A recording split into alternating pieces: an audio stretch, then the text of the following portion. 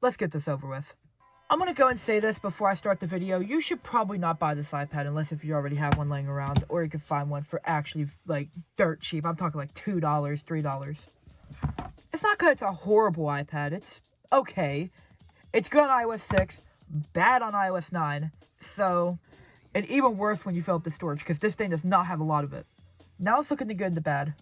The good is, this thing's actually a decent media watcher. If you can look past some of the issues with like YouTube running on this old of an iOS version, with it being a little low quality, and playback errors, it's honestly not a bad watching experience.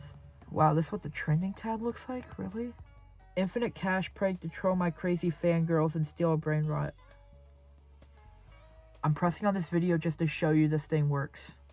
Playback error. See, you gotta click it. Today, I'll be using it didn't want me to watch it. The camera did not literally want me to watch this. It's over. Anyway, this thing's also really good at being like an old school iOS game device. Like Call of Duty Black Ops Zombies. Why is this not on the App Store today? Device is low on RAM. Okay.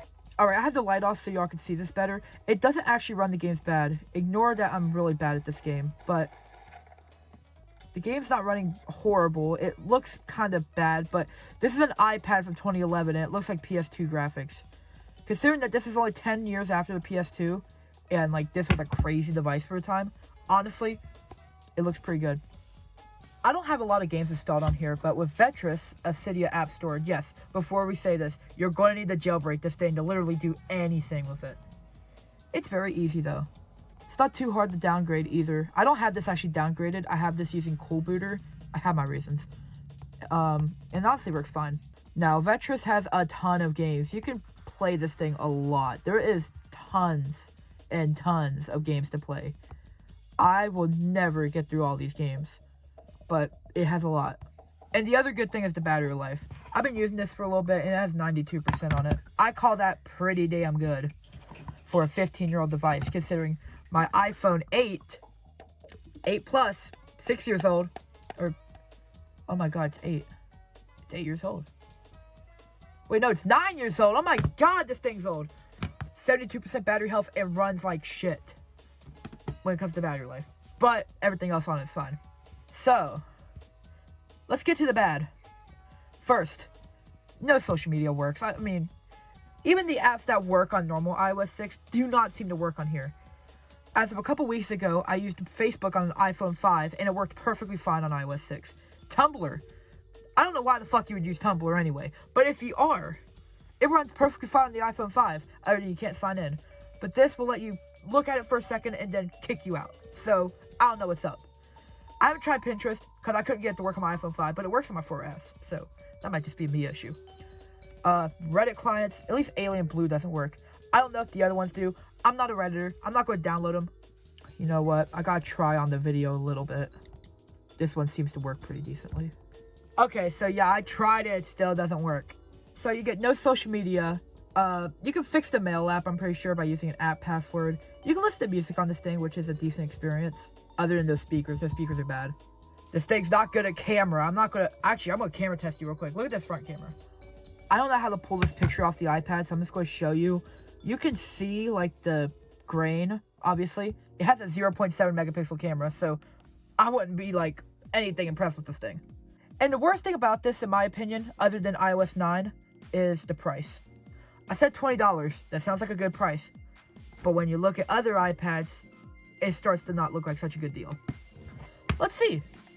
I mentioned this at the end of the video, but I'm going to go ahead and mention it here too. The reason the iPad 2 is so desirable compared to the 4 is because they're downgradable, untethered, so you don't have to plug into a computer to turn it on every time. I should have mentioned that while looking through the eBay listings, so just keep that in mind for when I'm looking through these listings.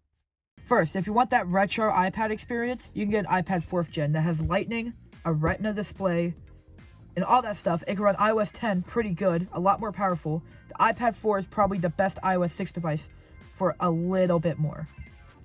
I'm going to go and include prices for shipping. This is $37 with the box, $40, $30, $27. There. That's one. $27. So if you want like a retro iOS game console, you can get an iPad 4. But that doesn't mean this is a bad iPad. It just means it might not be the best deal in comparison to other iPads. And of course, if you want to use this thing as an actual modern device, well, we shouldn't be looking this old. We should be looking at stuff like the iPad 5 for like a minimum newer iOS usability. But even that, I feel, is a little slow. For like minimum iOS usability, I'd recommend like a 6th gen. But they're still a little expensive because these things are, well, pretty new. So if you want a semi-modern iPad for really cheap, get a 5th gen. If you want like a retro iOS console, get a 4th gen. If you're really budget constrained, then you can start considering the 2nd gen. And I don't think these things are ever going to go down in price. I mean, $15 to $20 for an Apple product is very cheap. And like the 4S, I bought this thing back in 2017. Well, my mom bought it for me for $30 on eBay. So it is pretty much the same price as it's been for the last 10 years. I don't think it's getting any cheaper. So if you want to buy one, I guess strike your chord now. But one advantage this iPad has over the iPad 4 is it can natively run iOS 6. With the iPad 4, you had to do some cool booter stuff, but with this, you can just run it natively, no concern. So I guess there is a purpose. And we don't talk about the iPad 3rd generation. Anyway, that's going to wrap it up for this video. I know this video was boring as hell, but that's because I tried to make an Apple TV video where I tried installing macOS on an Apple TV 1st gen, and it did not work. It just, the USB did not want to like transfer data. So I'll try it again sometime. Not right now though. I know this video sucked. See you guys later. Bye.